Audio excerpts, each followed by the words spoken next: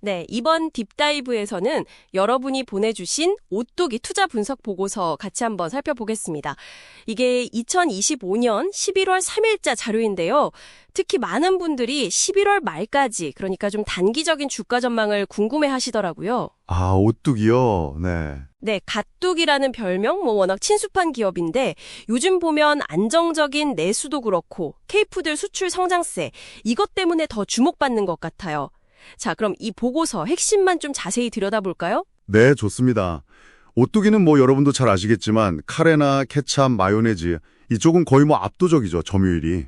그리고 진라면도 있고 즉석밥, HMR, 뭐 안 하는 가공식품이 거의 없는 대표적인 종합식품 기업입니다. 그렇죠. 보통 식품 기업 하면 딱 떠오르는 게 경기를 잘 안 타는 경기 방어주다 이런 건데요.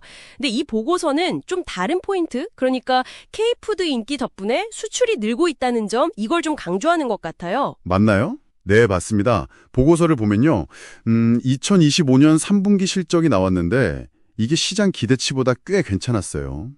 탄탄한 내수 실적은 뭐 기본이고 해외, 특히 아시아랑 미주 쪽에서 라면하고 소스류 판매가 정말 눈에 띄게 늘었습니다. 오, 해외 성적이 좋았군요. 네.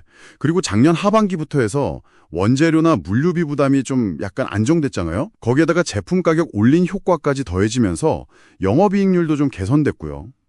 그리고 재무적으로들 보면 부채 비율이 낮은 편이라서 상당히 안정적입니다. 아하, 그렇군요. 3분기 실적이 좋았다는 건 알겠는데 그럼 앞으로 전망, 특히 단기 전망은 좀 어떻게 보고 있나요? 이게 뭘 의미하는 걸까요, 결국? 자, 이제 4분기인데요. 4분기는 전통적으로 식품업계 성수기죠. 그래서 지금 같은 해외 성장세가 쭉 이어진다면 뭐 2025년 전체로는 사상 최대 실적, 요것도 가능하지 않겠냐 이런 전망이 나옵니다. 와, 사상 최대 실적이요? 네. 근데 여기서 좀 흥미로운 지점이랄까 중요한 건 이 성장을 잘 지키는 거. 그러니까 수익성 관리가 이제 핵심 과제라는 거예요. 해외 매출 비중이 점점 커지는데 요즘 원화 가치가 좀 오르잖아요. 이 원화 강세가 수출 수익성에 어떤 영향을 줄지, 그리고 또 언제 불안정해질지 모르는 이 원자재 가격 변동성, 이걸 어떻게 관리하느냐, 이게 관건이 될 겁니다. 그러니까 단순히만 매출만 늘어나는 게 중요한 게 아니고 그렇죠. 환율이나 원가 같은 변수 속에서 이익을 얼마나 잘 지켜내느냐, 이게 중요하다는 말씀이시네요. 그럼 보고서가 분석하는 오뚜기의 현재 투자 포인트 정리를 해보면 역시 K푸드 수출 성장, 그리고 경기 방어, 뭐 인플레이션 위험 회피 이런 성격들이군요. 네, 맞습니다. 현재 주요 이슈들을 좀 꼽아보자면 일단 3분기 실적이 좋게 나와서 목표 주가가 좀 올라갔다는 점, 그리고 원가 부담이 예전보다는 약간 완화됐다는 점, 근데 동시에 국내 시장 경쟁은 여전히 치열하다는 거, 이것도 있고요. 네네. 그리고 이제 단기적으로 그러니까 11월 말까지 영향을 줄 만한 이슈로는 역시 4분기 실적에 대한 기대감이 있겠죠. 또 연말이니까 배당 기대감도 약간은 있을 텐데 다만 보고서에서는 배당 규모가 아주 크지는 않을 것 같다고 보네요. 그리고 아까 말씀드린 환율 변동성, 이게 계속 이슈가 될 거고요. 여기서 이제 질문이 생기죠. 그럼 이런 요인들이 단기 주가 흐름에는 구체적으로 어떻게 반영될 거냐? 그래서 보고서가 딱 짚어서 11월 30일 단기 목표 주가를 39만 5천 원으로 제시했군요. 들어보니까 3분기 실적 좋은 건 어느 정도 주가에 반영이 됐고 4분기 실적 발표까지는 아직 시간이 좀 있으니까 아주 큰 변화보다는 박스권 내에서 소폭 우상향, 뭐 이런 예상을 하는 거네요. 네, 그렇죠. 박스권이라는 게 뭐 주가가 확 오르거나 내리지 않고 특정 범위 안에서 움직일 가능성이 높다는 건데요. 보고서는 대략 한 38만 원에서 40만 5천 원, 요 사이를 예상 범위로 보고 있는 것 같아요. 그 정도 범위군요. 그럼 올라갈 만한 이유, 상승 요인으로는 역시 3분기 좋았던 그 분위기, 모멘텀이랑 4분기 성수기 효과, 그리고 꾸준한 수출 성장세, 이런 걸 꼽고 있고요. 네.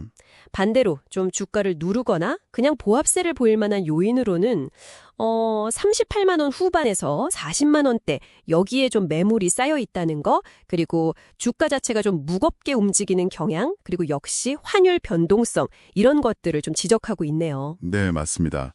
덧붙여서 보고서는 주요 기관 투자자들의 평균 매수 가격대를 한 38만 5천 원 근처 이 정도로 추정을 하면서요. 단기적인 관점에서는 38만 원 초반대에서 좀 나눠서 사고 40만 원 넘어가면 분할 매도하는 전략, 이걸 제시하고 있습니다. 물론 뭐 장기 투자 관점에서는 그냥 보유 의견을 유지하고 있고요. 그렇군요. 그리고 최근에 가장 중요했던 공시는 역시 3분기 실적 발표였죠. 매출이랑 영업이익 모두 작년 같은 기간보다 꽤 많이 늘었다. 뭐 이런 내용이었습니다. 네, 정리를 해보면 오뚜기는 탄탄한 내수 시장을 딱 기반으로 해서 K푸드 트렌드를 타고 수출 성장까지 잘 이루고 있는데 동시에 환율이라던가 원자재 가격 같은 숙제도 안고 있는 그런 상황이군요. 그래서 이 보고서 분석대로라면 11월 말까지는 아주 급격한 상승보다는 좀 제한적인 범위 안에서 움직일 가능성, 이걸 좀 예상해 볼 수 있겠네요. 네, 그렇습니다. 이 보고서는 주로 재무적인 수치들, 그리고 단기적인 주가 추세 분석, 여기에 좀 초점을 맞추고 있어요. 근데 여기서 우리가 조금 더 넓은 시각으로 생각해 볼 점은 뭐랄까, 그 가뚝이라는 별명이 상징하는 거 있잖아요. 강력한 브랜드 충성도, 이 브랜드 로열티의 장기적인 가치가 뭘까 하는 점입니다. 아, 그쵸. 가뚝이 이미지가 있죠. 네, 보고서에 숫자로 딱 나오진 않지만 이런 무형의 자산이 앞으로 시장 환경이 변할 때 오뚜기에게 어떤 경쟁력으로 작용할지 이것까지 함께 고려해 보시면 기업을 좀 더 깊이 이해하시는 데 도움이 되지 않을까 싶습니다. 네, 오늘 딥 다이브 오뚜기에 대한 귀한 자료 분석과 통찰 공유해 주셔서 정말 감사합니다.